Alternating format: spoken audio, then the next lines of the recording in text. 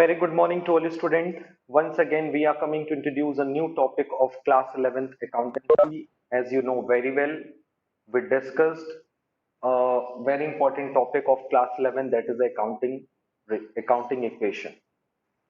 You know very well, there are basically few accounting ratio. That is the main accounting ratios are assets equals to capital plus liability. And उसके basis पे कई सारे accounting ratios और भी calculate होते हैं. कल की क्लास में हम लोगों ने देखा in the last class we discuss the one practical problem related to the accounting equation. So in today's class let's we take the one more question related to the accounting equations और उस questions को पहले solve करेंगे, फिर उसके बाद उस question के आंसर्स को जज करेंगे कि वो आंसर कैसे आया. Okay, so I request to all the students, please watch carefully and listen carefully the question. As you can see that on your screen, the question is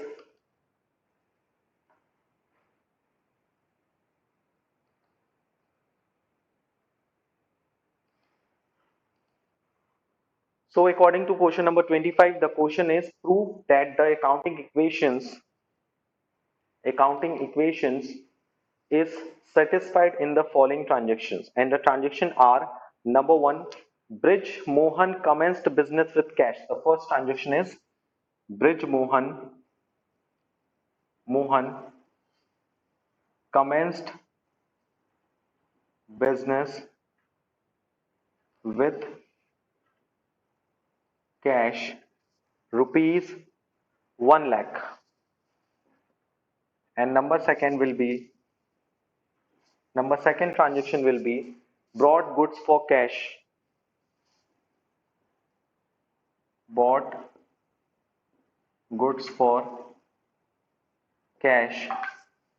rupees. What is the value of brought goods for cash? The value will be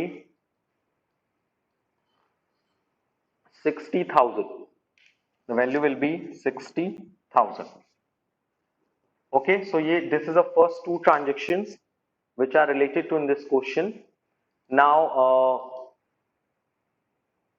1/3 of the above goods sold at a profit. 1/3 above goods sold at a profit. यानी जो above goods है उसका 1/3 goods क्या कर दिया गया है, sold कर दिया गया है at a profit of 20%. 20% on cost. Half the payment received in cash. Half the payment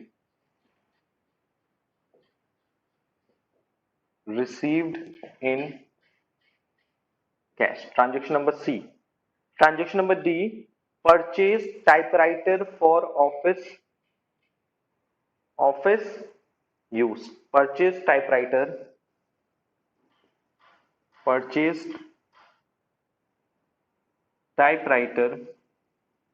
for office use.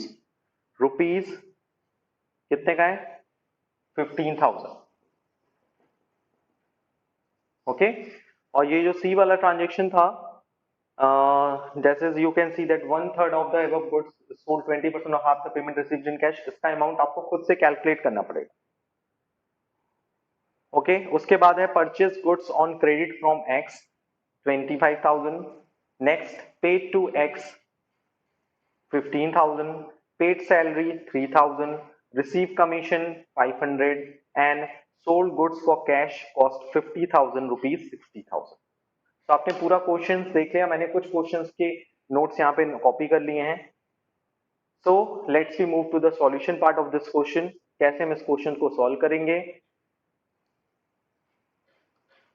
So I hope it is clear for you. Let's we move to the solution. As you can see that on your screen, the question will be, there are basically few questions which are discussed by me. That is, as you can see that on your screen, that is, number one is Bridge Mohan commenced business with cash for rupees 1 lakh. Brought goods for cash 60,000. One third of above goods sold at a profit of 20% on cost. Half the payment received in cash. And purchase typewriter for office use rupees 15,000. Yeah. So how we will solve the above transactions? So first of all, you know very well, we write down the accounting equation name, accounting equation. Okay. Heading डालेंगे accounting equation, and the format are, you know very well, date, the first column which are related to the date, second which are related to the transactions, name of the transaction, transaction कौन सा है उसका नाम, उसके बाद हम लोग लिखते हैं assets equals to liabilities plus capital. Okay.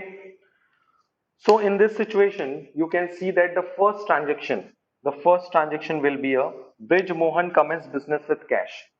अगर ब्रिज मोहन ने कमेंस किया, बिजनेस स्टार्ट किया कैश से, तो कौन कौन सी चीजें इफेक्ट होती है, मैंने आपको पहले ही बताया था कि कैश में ऐड हो जाएगा और एक दूसरा कैपिटल में ऐड हो जाएगा। ये कल भी ट्रांजेक्शन आया था, तो उसका इफेक्ट कहां पड़ेगा, कैश में प्लस एंड कैपिटल में plus. And cash is a part of assets, तो एसेट्स में एक सब हेड बनाएंगे कैश के नाम से और उसमें ऐड कितना करेंगे, 1 लाख रुपीस। ओके। उसी तरह से कैपिटल जो है वो किस पार्ट में है, यहां पर है, तो कैपिटल में कितना ऐड करेंगे, 1 लाख रुपीस। यानी लाइबिलिटीज में आपका इसका कोई इफेक्ट नहीं पड़ेगा। Okay. Number second is brought goods for cash. हमने गुड्स परचेस किया, आप उस ट्रांजेक्शन को यहां नोट डाउन भी करेंगे, याद रखिएगा, ये ट्रांजेक्शन का पूरा नाम लिखेंगे, ब्रॉड गुड्स फॉर कैश यहां लिखेंगे। जब हम गुड्स परचेस करेंगे कैश में, सो इस सिचुएशन पे you know very well accounting equation में क्या इफेक्ट पड़ेगा, एक तो परचेस में ऐड हो जाएगा और दूसरा कैश में माइनस हो जाएगा। परचेस किसका पार्ट होता है, स्टॉक का। जब हम कोई गुड्स खरीदते हैं तो किसमें जाता है, स्टॉक में। सो इस सिचुएशन में कैश के साथ आप क्या मेंटेन करोगे, एक और column that is a stock, और स्टॉक में कितना ऐड कर दोगे, दैट इज प्लस 60,000।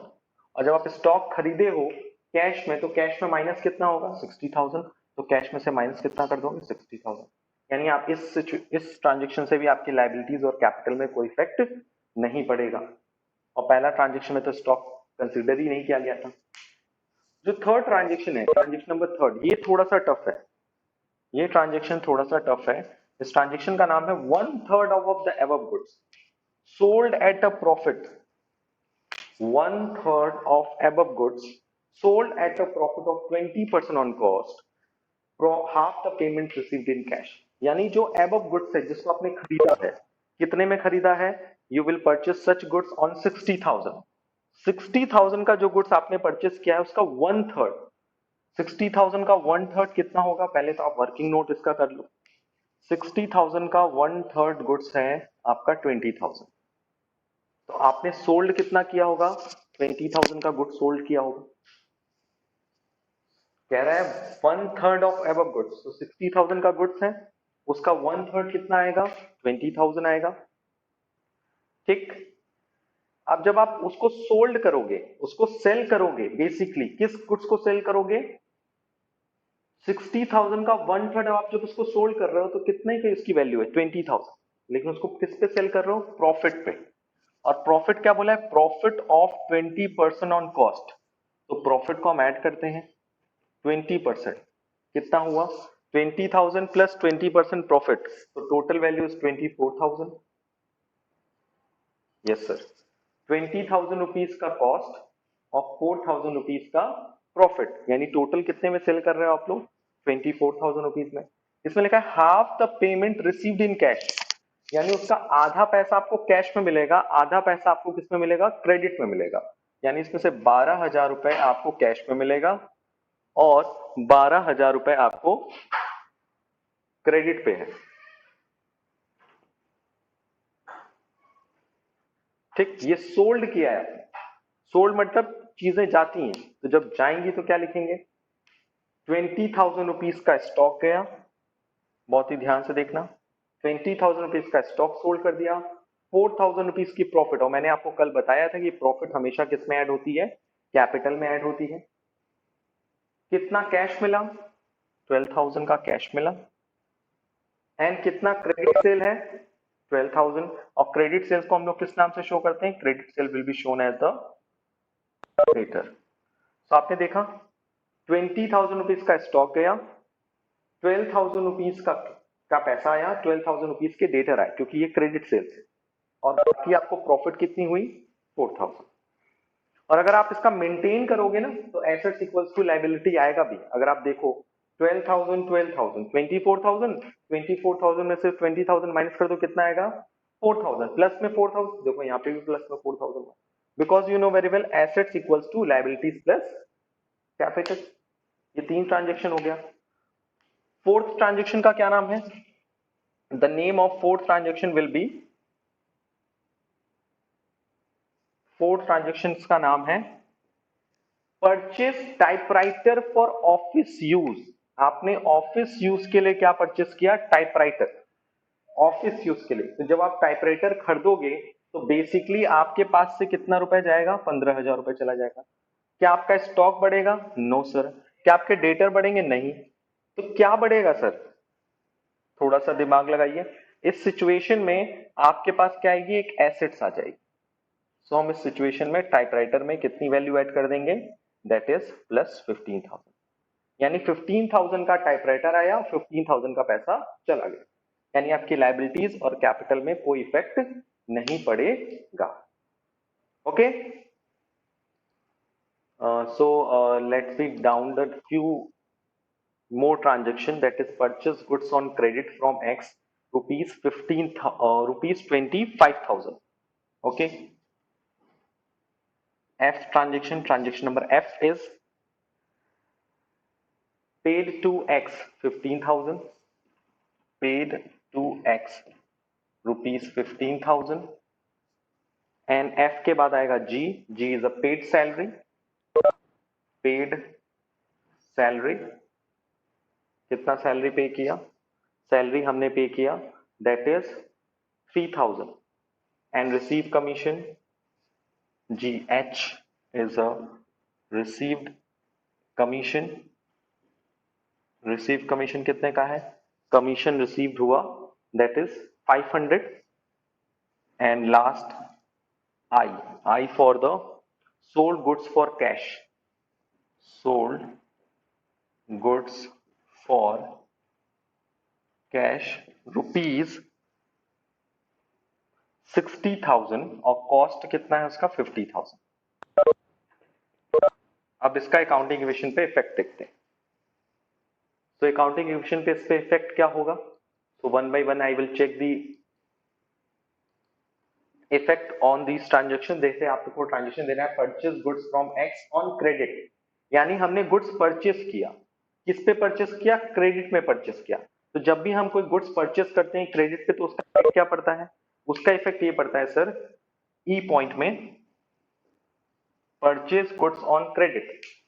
तो गुड्स परचेस किया एक्स ने क्रेडिट पे, किससे परचेस किया, एक्स से, तो ही becomes a creditor.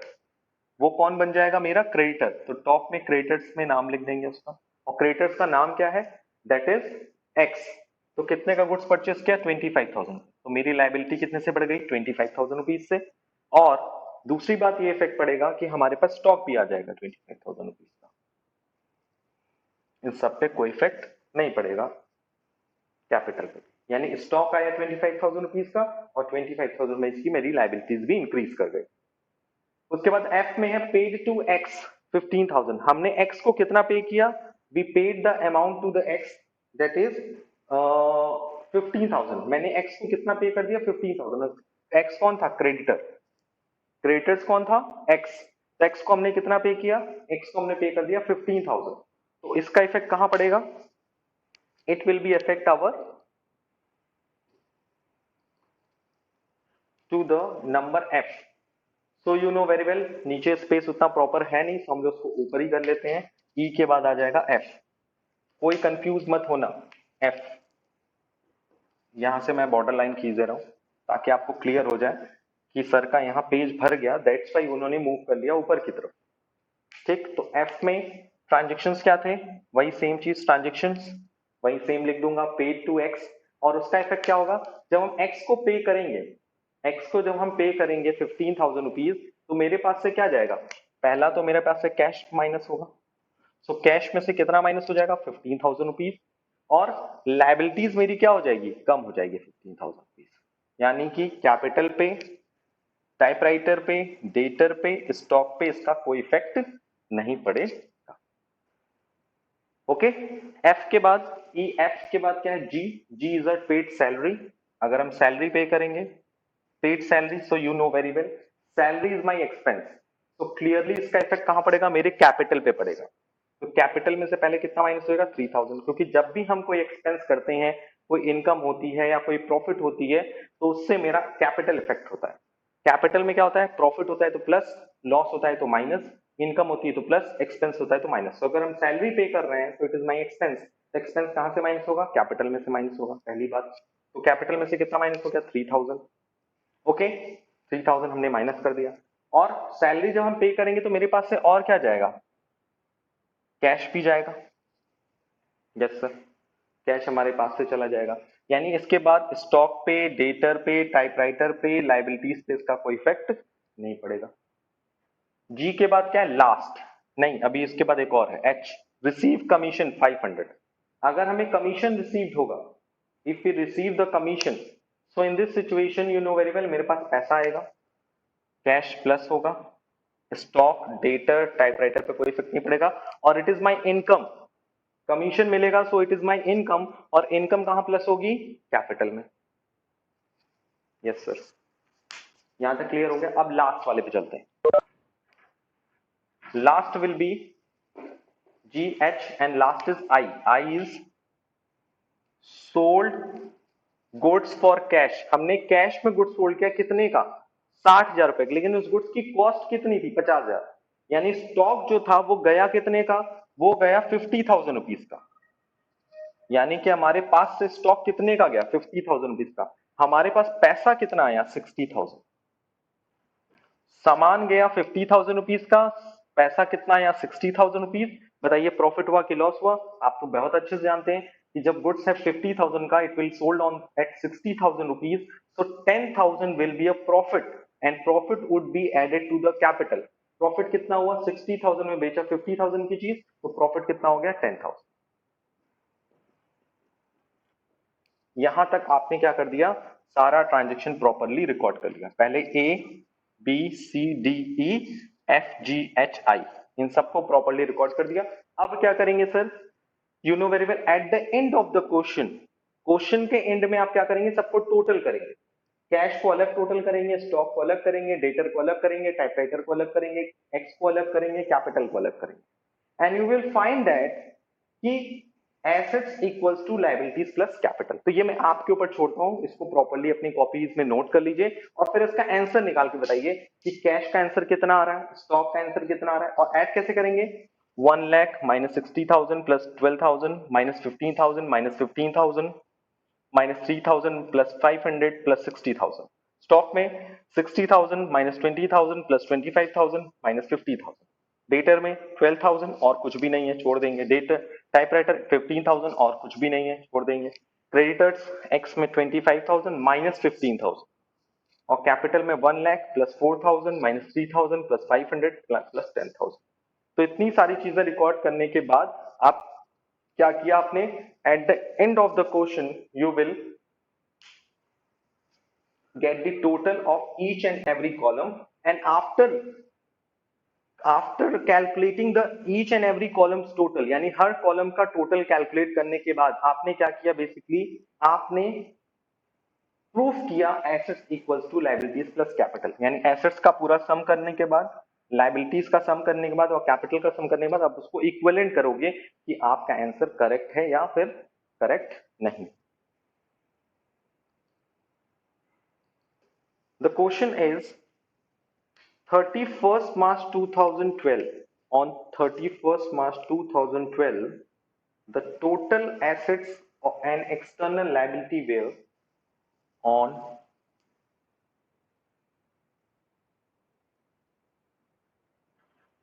on 31st March 2012, total assets and liability rupees 2 lakh and rupees 6,000 respectively.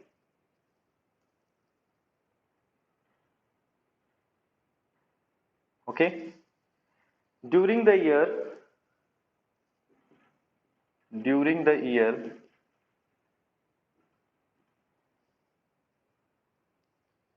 Owner या जो ओनर है, प्रोप्राइटर है यानी मालिक, इंट्रोड्यूस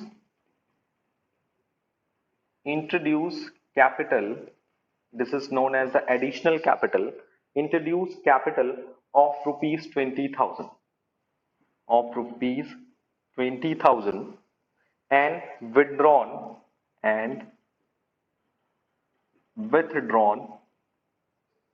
rupees 12,000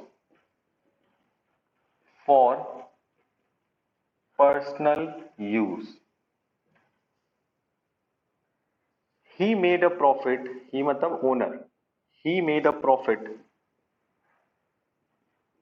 of rupees 20,000, यानी उसने साल भर में प्रॉफिट कितना अर्न किया, 20,000 रुपीज प्रॉफिट अर्न किया. ओके. आपको कैलकुलेट क्या करना है, calculate opening capital as on 1st April 2011, sorry 31st 2012 को टोटल एसेट्स था. So opening capital as on 1st April 2013. Yes, this is a wrong. 1st April to 31st. 2011 is there, not a 13. Okay, so you can see that in this question 31st March 2012 यानी आज मान लीजिए 31st March 2012 है, यानी last day of the accounting. ठीक. Total assets 2 lakh है and total liability is 6,000. During the year आपने पूरे साल भर में क्या किया, एडिशनल कैपिटल लगाया 20,000, विदड्रॉन किया 12,000 पर्सनल यूज के लिए, और आपने प्रॉफिट अर्न कर लिया 20,000. तो इस तरह के क्वेश्चन सॉल्व करने के लिए आपको एक टेबल याद करना पड़ेगा कि आप ओपनिंग कैपिटल से क्लोजिंग कैपिटल कैसे पहुंचते हैं. जब भी आप ओपनिंग कैपिटल की बात करते हो ना, तो ओपनिंग कैपिटल जो होती है वो हमेशा उसमें कई सारी चीजें ऐड होती हैं, जैसे कि प्रॉफिट ऐड होता है, लॉस माइनस होता है, एडिशनल कैपिटल प्लस होता है, ड्रॉइंग माइनस होता है. सो इतना एडजस्टमेंट करने के बाद जो वैल्यू आती है that will be known as the closing capital. ये याद रखना है आप कि ओपनिंग कैपिटल गिवन हो और हमें क्लोजिंग कैपिटल फाइंड आउट करनी हो, प्रॉफिट दिया हो, लॉस दिया, एडिशनल कैपिटल ड्रॉइंग, तो आप उसकी हेल्प से क्या कर सकते हैं, क्लोजिंग कैपिटल फाइंड आउट कर सकते हैं. लेकिन यहां क्या दिया हुआ है, क्लोजिंग की एसेट्स दी है, क्लोजिंग की लायबिलिटी दी हुई. 31st मार्च 2012 का मतलब क्या है, क्लोजिंग, यानी 31st मार्च 2012 का क्या दिया हुआ है, that is a closing assets and closing liability given. तो क्या आप क्लोजिंग कैपिटल नहीं कैलकुलेट कर सकते हैं? यस सर, कैलकुलेट कर सकते हैं. कैसे कैलकुलेट कर सकते हैं, 2 लाख में से 6,000 माइनस कर दीजिए, 1,94,000 will be a closing capital as on 31st March 2012. बहुत ही ध्यान समझिएगा कैसे कैलकुलेट किया. आपको पता है assets equals to capital plus liability, तो capital equals to assets minus liability. तो इस फॉर्मूले से capital equals to assets minus liability, तो कैपिटल इक्वल्स टू एसेट्स में से क्या माइनस कर दिया, लायबिलिटी. तो जिस डेट की एसेट्स है, जिस डेट की लायबिलिटीज है, उसी डेट की क्या निकल के आ जाएगी, कैपिटल. यानी this capital will be belongs to the 31st March 2012. यानी ये जो कैपिटल आई 1,94,000 ये किस ईयर की है, 31st March 2012, and this will be known as the closing capital. और आपसे क्वेश्चन में क्या कह रहा है, calculate opening capital as on 1st April 2011, यानी आपको फाइंड आउट करना है ये आपको 1,94,000 closing capital is given. With the help of 1,94,000 please calculate the opening capital. ये किस डेट का है? 31 मार्च 2012. सो आप तो इतने समझदार हैं कि ओपनिंग क्या होगी? 1 अप्रैल 2011 होगी. ये डेट का क्लियर होगा कि अगर इस साल हमने बिजनेस स्टार्ट किया तो उसको एक साल बाद का क्लोज करना पड़ेगा, क्योंकि एवरी ईयर हम अपने बुक्स को क्या करते हैं? क्लोज डाउन करते हैं. सो ये पूरा फॉर्मूला है, एक तरह से या कह सकते हो टेबल है, जिसकी हेल्प से आप क्या कर सकते हो? क्लोजिंग कैपिटल की हेल्प से ओपनिंग कैपिटल, ओपनिंग कैपिटल की हेल्प से क्लोजिंग कैपिटल कैलकुलेट कर सकते हो. अब क्लोजिंग कैपिटल 1,94,000, ओपनिंग कैपिटल आपको कैलकुलेट करनी है. आपको कौन कौन से आइटम्स पता होने चाहिए? Profit, loss, additional capital, drawing. तो प्रॉफिट दिया है, yes sir. He made a profit of ₹20,000. तो उसने प्रॉफिट कितना कैलकुलेट किया ड्यूरिंग द ईयर? कितना उसे प्रॉफिट हुआ? 20,000. तो प्रॉफिट की जगह क्या लिख दिया? 20,000. अब देखो, किसी बिजनेस में या तो प्रॉफिट होगा या लॉस होगा. ऐसा नहीं हो सकता कि प्रॉफिट भी हो लॉस भी हो. ऐसा नहीं होता. या तो प्रॉफिट होगा या तो लॉस होगा. अगर प्रॉफिट होगा तो ओपनिंग कैपिटल में ऐड करेंगे, लॉस होगा तो ओपनिंग कैपिटल में से माइनस करेंगे. अब बात करते हैं एडिशनल कैपिटल. एडिशनल कैपिटल है during the year owner introduce a capital of ₹20,000. Additional capital कितनी है? 20,000 अगेन. ड्राइंग दिया है, यस सर ड्राइंग दिया है. Withdrawn 12,000 for personal use. What is the meaning of drawing? Drawing means any amount which are withdrawn by the owner for personal use. अगर owner, business का owner अपने personal use के लिए कोई पैसा निकालता है, so it will be termed as drawing.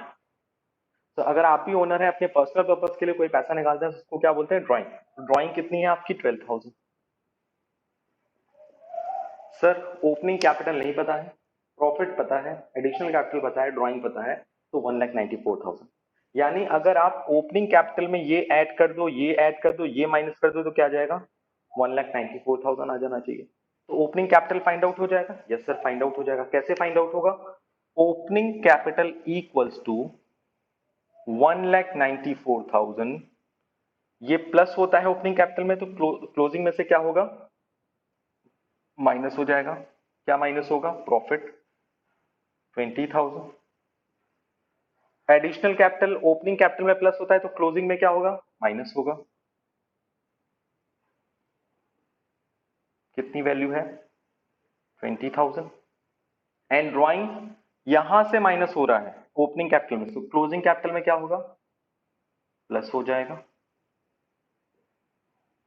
तो आप इजिली क्या फाइंड आउट कर लेंगे? You will easily get the value of opening capital. 1,94,000 minus 20,000 minus 20,000 plus 12,000. Okay, so the value is 1,66,000 is your opening capital.